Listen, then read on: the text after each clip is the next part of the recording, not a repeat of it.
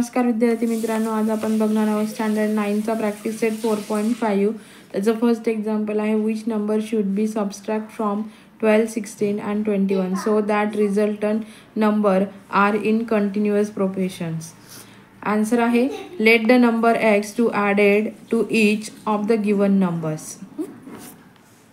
तर गिवन नंबरला आपण काय करूया, एक्सने ॲड करून घेऊया. Then the number 12 plus x, 16 plus x and 21 plus x are the continuous proportions. ठीक आहे. आता आपण याला a मानून घेऊया, याला b मानूया आणि याला c मानूया. मग आपला फॉर्म्युला काय, a upon b equals to b upon c, a minus b upon b minus c. Therefore 12 plus x upon 16 plus x हा a आला, हे b आलं. आता हा b आला आणि हा c आला, म्हणजे 16 plus x upon 21 plus x. मग हा काय तो equal to k. Therefore k is equals to 12 plus x in bracket minus second bracket 16 plus x upon 16 plus x minus 21 plus x. आता हे एक ब्रॅकेटच्या आपण बाहेर काढून घेऊया. ह्या दोघी ज्या टर्म्स आहेत आपण त्या ॲड करून घेतले तिथे. आता आपण त्यांना ब्रॅकेटच्या बाहेर काढून घेऊया. आता 12 plus x as it is येईल, हे मायनसचं साईन इथे मायनसचं राहील, म्हणजे -16 आणि प्लस मायनस हे -x येईल अपॉन. आता इथे 16 प्लस एक्स -21 प्लस एक्स आला आहे. आता हा प्लस एक्स मायनस एक कॅन्सल होऊन जाईल, हा प्लस एक्स मायनस एक्स हा कॅन्सल होऊन जाईल. नेक्स्ट आहे के is equals to 12 upon 16 minus 16 upon 12. हे आपलं फक्त रिमेनिंग टर्म्स आहेत. आता 16मधून 12 गेल्यावरती 4 उरतात, पण लहान संख्येतून मोठी संख्या वजा केल्यावर इथे -4 येतो. आणि इथे पण लहान संख्येतून मोठी संख्या म्हणजे 16 - 21 केल्यावरती इथे -5 येतात. आता याचं मायनसचं साईन आपल्याला जर काढायचं असेल तर याला मल्टिप्लाय बाय -1 upon -1 ने, म्हणजे 4 1 जा 4 येतो इथे आणि हे साईन जे आहेत ते कॅन्सल होऊन जातात. 5 1 जा 5 म्हणून therefore K is equals to 4/5. आता आपलं फर्स्ट समीकरण काय आहे, a upon b. Therefore a upon b is equals to c upon d. मग आता आपण याचं क्रॉस मल्टिप्लिकेशन करून घेणार आहोत. 5 × 12 प्लस एक्स आणि 4 × 16 प्लस एक्स. आता 12 5 आर 16 प्लस 5 × x 5x इल इक्वल टू 16 4 जा 64 प्लस 4 × x आला. आता हा आपण जे व्हेरिएबल सोबत आलेल्या टर्म्स आहेत त्या एका साईडला घेऊन घेतल्या आहेत. 5x - 4x इक्वल टू 64 - 60 केल्यावरती इथे एक्सची किंमत जी आहे, आता 5x मधून 4x केल्यावर फक्त 1 रिमेनिंग असतो आणि 64मधून 60 कट झाल्यावर 4. मग एक्सची किंमत आली आहे 4. ओके. मग आता आपण एक्सची किंमत टाकून घेऊया आणि आपल्या ज्या तिघ संख्या आहेत त्या आपण फाइंड आउट करून घेऊया.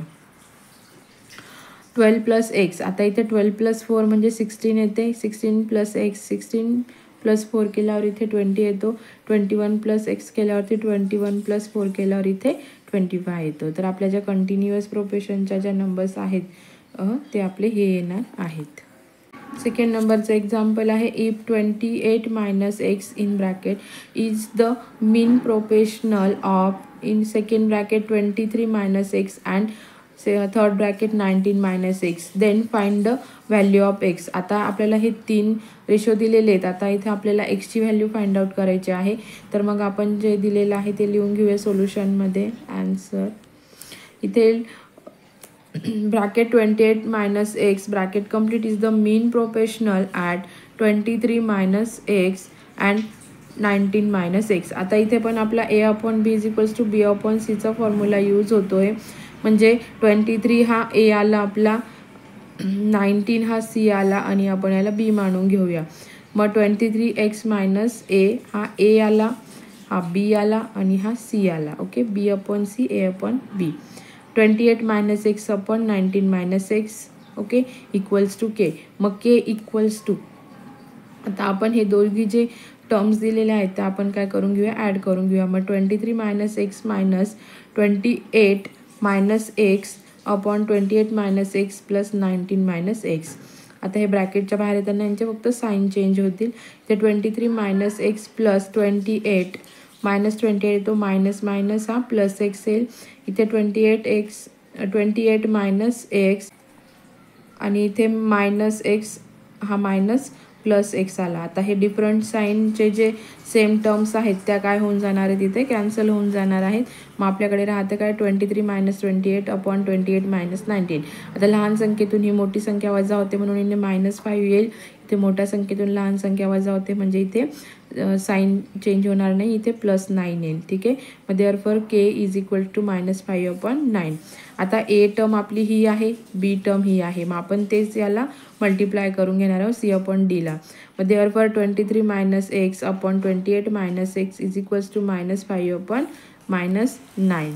आता therefore 9 into 23 minus x equal to -5 28 minus x. Therefore आता ह्या दोघांचं मल्टिप्लिकेशन केल्यावर 207 येतो. -2 इंटू 9 इंटू एक्स केल्यावर इथे 9x येतो इक्वल्स टू 5 इंटू 28 केल्यावर इथे -140 येतो प्लस इथे 5x इंटू 5x येतो. आता ह्या ज्या नॉन व्हेरिएबलच्या टर्म आहेत एक साईडला घेतल्या आणि व्हेरिएबलच्या टर्म एक साईडला. आता इथं मायनस इकडे जाताना हे प्लस होईल, ही प्लस आहे, ही इकडे जाताना मायनस होईल. इथे मायनस असल्यामुळे हे प्लस झालं. मग या दोघांची प्लस येते 347 equals to 14x. Therefore x is equals to 347/14. मग x इज इक्वल्स टू 314/14 हे त्याचं आन्सर आलेलं आहे. थर्ड नंबरचं एक्झाम्पल आहे 3 numbers are in continuous proportions whose mean proportional is 12 and the sum of the remaining 2 number is 26. Then find this number. आता आपण जी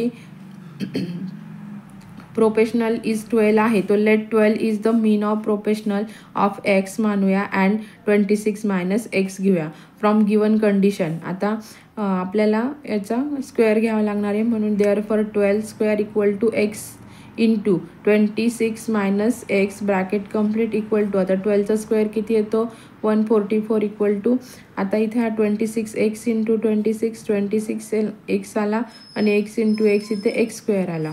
मग हा जो स्क्वेअरचा एक्स आहे आपण हे पुढे घेऊन घेऊया म्हणजे ही टर्म तयार होते x square minus 26x plus 144 equal to 0. आता ह्या 26चे असे दोन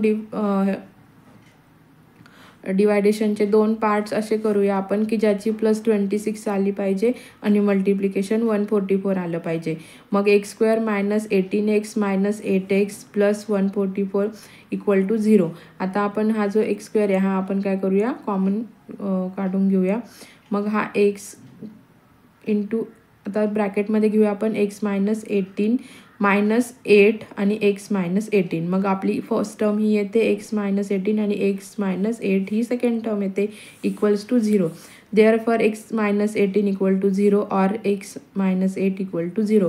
म्हणजे फर्स्टची व्हॅल्यू आहे ती x इक्वल टू 18 और सेकंडची व्हॅल्यू येते x इक्वल टू 8.